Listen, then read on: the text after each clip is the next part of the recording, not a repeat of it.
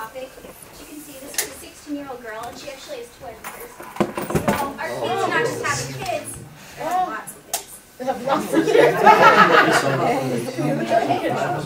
Since my topic is so broad, I decided to focus in my paper on certain areas of concentration, statistics, reasons why they're engaging in sexual activity resulting in pregnancy, health risks and social consequences, and the different types of prevention and intervention programs.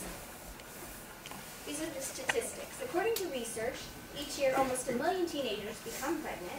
Approximately 4 out of 10 girls become pregnant at least once before reaching the age of 20. So that means by the time they reach 20, most of them have 2 children living. In America, 175,000 American teen girls become mothers by the age 17 or younger. Wow. Statistics continue. The CDC, or Center for Disease Control and Prevention, said that the teen birth rate has declined by 30% from the years 1991 to 2002. The rates especially declined for teens between ages 10 to 14, so that's our level. So this is a good thing. And it decreased to 0.7 per 1,000 girls, and it's the lowest it's been since 1946, so this really is a good thing. 82% of teens who give birth come from low-income backgrounds, and rates for single-teen mothers have dramatically risen 13% in 1950 to 79% in 2000. And this could be because our values are shifting in America. We're having more teen parents, more parents getting divorced and being single parents, so it's kind of repeating itself. Actually, I just went on Yahoo last night, and the front story on it said teen pregnancies increased most in 20 years. I don't know. No, it was just weird. I just saw it. What, you say Yahoo? Is Yahoo a reputable source? Well, no, I was just wondering. I was just curious if that. I just want you to be like thinking differently about research. Yeah. I wouldn't. I would, just searching. I have a question about the single teen mothers have dramatically. Whenever it says single teen mothers, 13 to 79%, does that mean 79? Like, what is that percentage from? This is talking about the decrease or whatever, right before it, where the 30% was decreased. So it's talking about the number of teen parents who are single, the ones who aren't married when they have their children. It's went from 13% in 1950 to 70, so it's increasing dramatically. So this is saying that 21% of teen mothers are married. Right. Mm-hmm. Okay, sorry, I was... Okay, and so this is a little dated, but as you can see, these are the rates. And it showed that U.S. is 2 times greater than Great Britain, has a higher rate, and almost 10 times that of Japan and the Netherlands. So we really do have high rates here in America. Why are so many girls getting pregnant? Reasons for sexual activity, influence, pressure. This could be from peers because social groups expect, they have reputations at school. Boyfriends, kind of controlling or dominant of the relationship, kind of pressure them. Or the media. In our TV shows, we always broadcast sex. Sex sells. It's a high topic of interest, but it's only one-sided because they only present the information about sex. They don't present the information about protection. Choice. They want to do it because it's nice and we enjoy sex.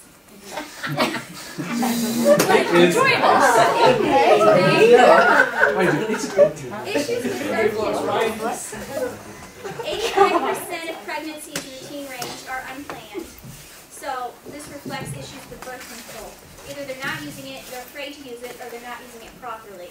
So it leads to pregnancy. Not an appropriate level to understand.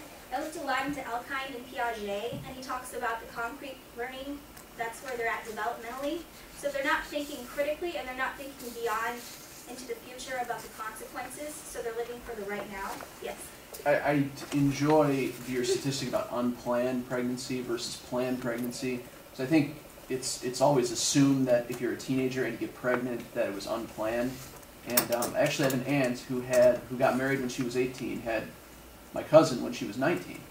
And she was in a stable marriage. They're still married today, and the kids are doing great. So it's like, I like that statistic because it sort of removes the stigma that all teen pregnancies are unplanned.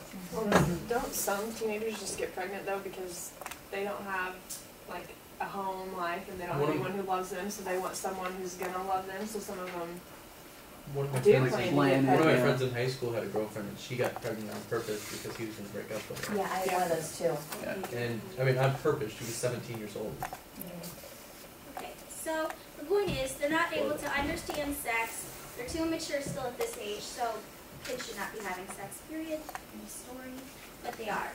And it's resulting in teen pregnancy. Alright, home life or personal situation. Parents are getting divorced more often, or they're raising single kids. So like I said, it's a cycle. They think it's acceptable when their parents are doing it, so they see it as something that is acceptable by society. A lack of communication and leadership by adults, which I do have a question at the end of this PowerPoint about this. Parents need to be the educators of sex. They need to be talking to their children. And yes, it's an uncomfortable topic to talk about, but it needs to be done. And then molestation and rape. This does lead to teen pregnancy, but because I focus more on choices and their choosing to become sexually active, I didn't really find a lot of information for that specifically. Health risks. Teen mothers are at risk for anemia, hypertension, urinary tract infection, and a whole list of other things. It also said that they're less likely to seek appropriate prenatal care. They don't have the resources. And then one I found very interesting for us is that they do not gain optimal weight because they're so worried about their body image right now that they're not going to want to gain extra weight because it's going to affect how they look. Infants are at greater risk than even the mothers are. Low birth weight, premature birth, which is another thing because if they have babies that are premature, they're going to have to stay in the hospital even longer. The bills are going to add up, so it's really a financial burden. And then high risk of mortality. As you can see, it's a premature baby. Other risks.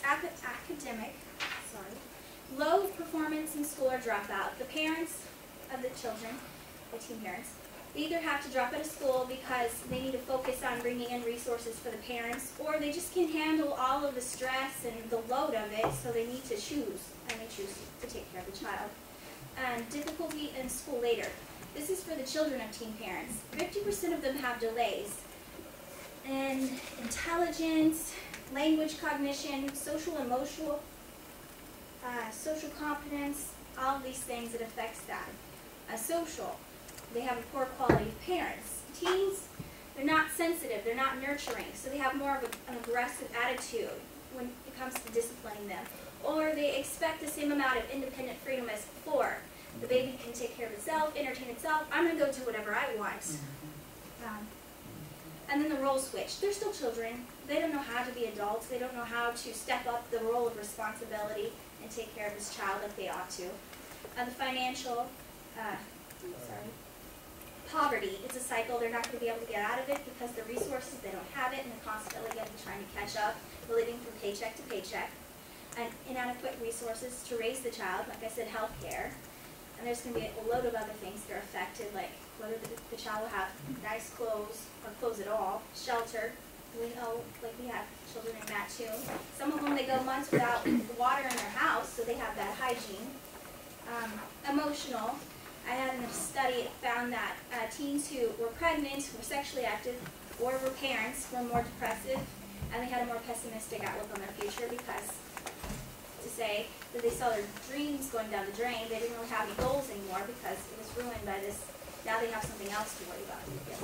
I've also noticed, because you talk about social qualities of teen parents where they're, they expect X, Y, and Z when that's not the reality. I've also noticed a lot of teen parents, at least the ones that I've known, are sort of have an indifferent attitude about the child, where they'll take care of the child, they're only doing it because they have to, and it's like the kid's crying and they're like, he'll stop crying, eventually, and they just seem very indifferent in a situation where an older parent would at least respond in some way, Yeah. Social consequences. Teens having babies is very expensive, not only for them, but for our society. The U.S. Department of Health and Human Services says that 80% of teen parents ages 17 or younger require public assistance. So they're depending on the government for either handouts, programs like welfares, trying to get money for the resources that they do not have, like health care.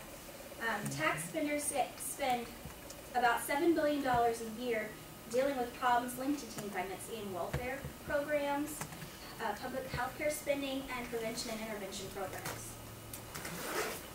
And as we know, raising children is expensive. Okay. Prevention and intervention programs. There are two main kinds that I want to focus. One is the abstinence only, and they found success in only 14% of this. And the government has actually invested about $90 million into this kind of program. It focuses more on lifestyle than choices, but it's a good thing to have because it teaches our middle school students qualities that all adolescents should learn, like self-discipline. Sex education is responsible for 86%, and the government has invested $135 million into these types of programs. As you can see in the corner, Baby Think It Over is the type of program that you might have seen in high school. I suggest that it be done in middle school, since our sex experiences are moving down further, filtering into the middle schools. It focuses on birth control methods, how to use it properly, all the different types there are. In my studies, I found that teens reflect an interest in sex, so they're going to be having sex, so we need to make sure they're prepared and educated.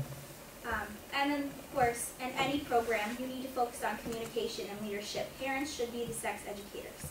So then my question is, if children and teens learn from example, who then are they modeling after? We are the generation that they're looking at. We are not leading an example. We're contradicting them. We're giving them mixed messages. We're saying you should be doing this, but then they're looking at what we're doing. So we should really think about our actions. And then these are all of my resources. Great job.